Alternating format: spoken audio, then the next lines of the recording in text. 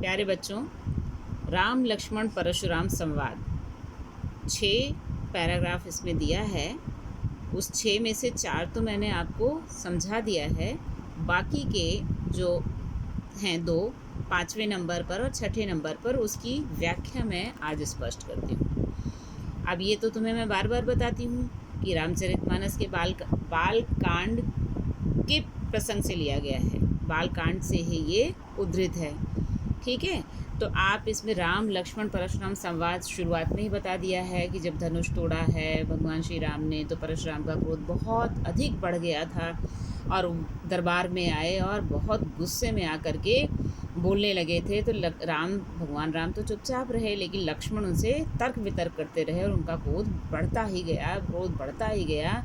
बाद में जब भगवान श्री राम ने विनम्र स्वभाव में बोला और मुनि विश्वामित्र ने जब समझाया, तब जाकर के उनका क्रोध शांत हुआ था।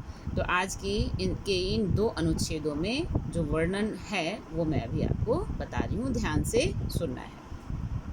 तुम तो काल हाँक जनुलावा, बार बार मोहि लागी बुलावा, सुनत लखन के बचन कठोरा, परसु सुधारि धर्यो कर घोरा। अब जिन दे दोष मोहि लोगो, कटुबादी बालक बध जोगो। बाल बिलो की बहुत मैं बाँचा, अब ये हूँ मरण हार भा साचा। कौशिक कहा क्षमी अपराधो, बाल दोष गुण गनहि न साधु। खर कुठार में अगर उनको ही, आगे अपराधी गुरुद्रोही।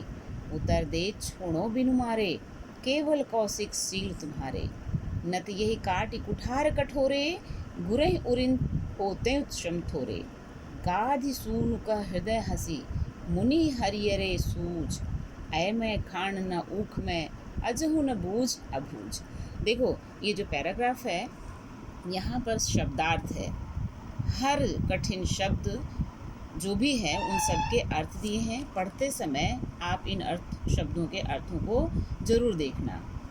अब भावार्थ इसका जो है वो मैं स्पष्ट करती हूँ। लक्ष्मण ने परशुराम से कहा, आप तो मानो मृत्यु को अपने साथ हाँक कर ले आए हैं, इसीलिए बार बार उसे मेरे लिए बुला रहे हैं। लक्ष्मण के ऐसे कठोर और व्यंग्यमय वचन सुनकर परशुराम ने अपने भयंकर फरसे को संभाल कर हाथ में ले लिया। वो कहने लगे, अब लोग मुझे इस बालक का वध करने पर दोष ना दें। ये कटु वचन बोलने वाला लड़का मारने योग्य ही है। मैंने इसे बालक जानकर अब तक बहुत बचाया, परंतु अब यह वास्तव में मरने योग्य ही है। बात बढ़ती देखकर विश्वामित्र ने परशुराम से कहा, मुनिवर, सज्जन लोग बालकों के गुण दोषों पर अधिक ध्यान नहीं देते, इसलिए आप इसे क्षमा कर दीजिए।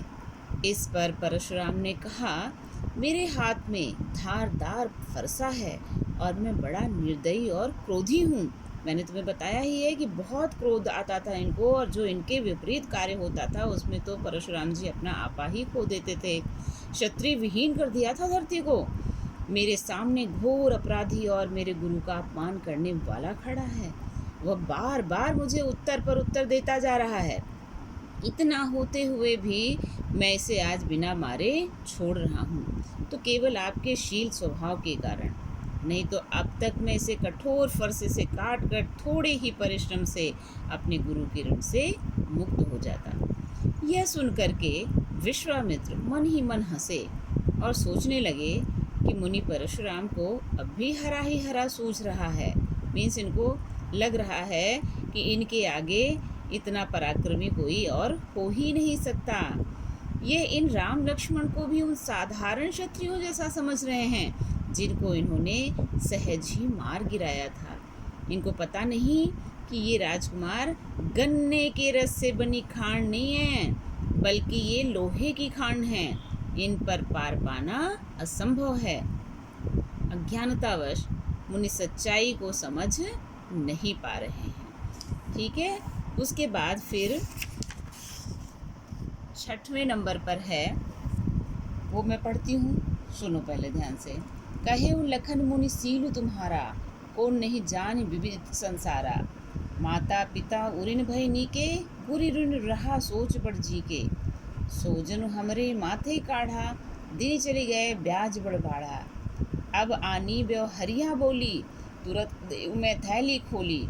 सुनि कटु वचन कुठार सुधारा, हाय हाय सब सभा पुकारा।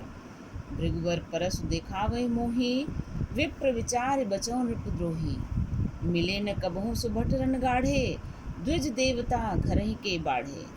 अनुचित कही सब लोग पुकारे, रघुपति सैने लखन निवारे।